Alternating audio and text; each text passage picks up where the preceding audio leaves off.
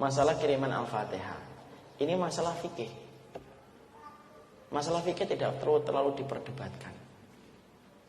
Ya, kalau saya mengambil pendapat bahwasanya tentang masalah itu, saya mengambil pendapatnya beberapa ulama bahwasanya mengirimkan surat Al-Quran kepada yang meninggal dunia itu termasuk salah satu amalan yang tidak dijelaskan Rasulullah. Kalau membadalkan haji memang ada dalilnya. Kalau membadalkan umrah ada dalilnya.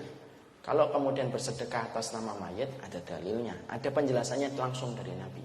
Tapi kalau mengirimkan maka tidak mendapatkan kabar itu dari Rasulullah. Tapi ulama ada yang mengabarkan bahwasanya itu nyampe. Iya, salah satunya Imam Ahmad.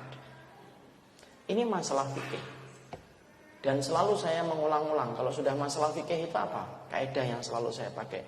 Fikih itu luas. Yang sempit itu kontrakan kita. Yang sempit itu hati kita. Yang sempit itu hati kita. Tidak perlu meruncingkan sesuatu. Kalau ada yang ingin mengirimkan Al-Fatihah karena dia bersumber kepada dalil-dalil yang ada dari penjelasan-penjelasan hadisnya, silakan. Tapi secara khusus, secara pribadi, saya tidak termasuk yang memiliki pendapat itu. Kalau saya lebih mencukupkan dengan doa, memintakan ampunan. Sebagaimana dalam surat Al-Hasyr ayat yang ke-10. Walladzina ja'u min ba'dihim yaquluna rabbana ighfir lana wa li ikhwanina alladzina sabaquna bil iman. Tapi kita juga tidak boleh gampang-gampang untuk menyesatkan setiap orang yang berbeda pendapatnya dengan kita. Masalah mengirimkan pahala Quran dan pahala bacaan Quran itu memang terjadi khilaf di antara para ulama dulu. Kalau terjadi perbedaan, ya sudah. Mari kita kemudian belajar untuk ma'ruf menyikapi perbedaan. Kita akan ambilkan contoh. Kulturnya para sahabat itu menghormati perbedaan. Abdullah bin Mas'ud itu contohnya. Beranggapan kalau safar itu sholatnya harus qashar. Utsman bin Affan itu mengatakan sholat itu dalam safar kalau sudah sampai sempurna. Ternyata Abdullah bin Mas'ud itu sholatnya di belakang Utsman. Ketika ditanya kenapa kamu sholat di belakang Utsman, padahal kamu mengatakan orang yang sempurna di dalam sholat ketika safar itu menyelisih pendapat yang lebih kuat. Perhatikan jawaban dari Abdullah bin Mas'ud. Al-khilafu syarrun. Memelihara perbedaan terus itu buruk. Artinya kita sikapi dengan sikap yang baik. Ya, makanya kalau kita nanti terus memperdebatkan masalah-masalah yang semacam ini, banyak perkara-perkara besar yang nanti akhirnya tergeser prioritas kita. Masih membicarakan kunut terus saja.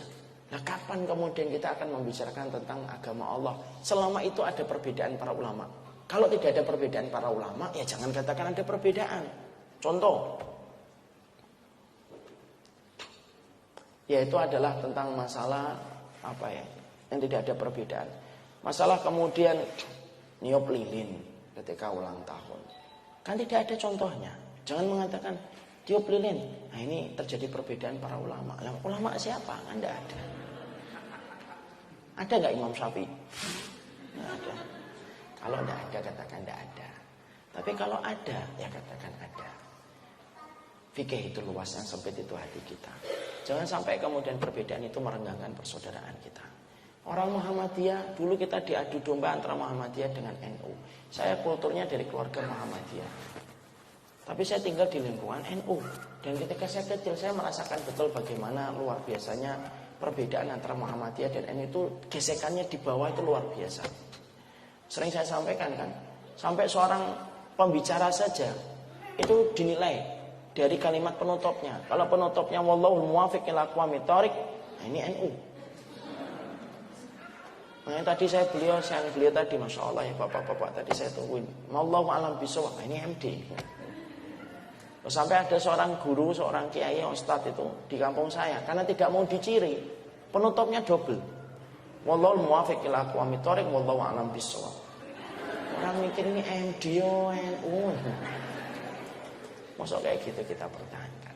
Nanti kalau kita bertengkar terus, anak-anak kita nanti ngomong, bapakmu kalau ngaji sama ustadz itu, bapakku kalau ngaji sama ustadz itu dua-duanya kalau ketemu tidak ngobrol.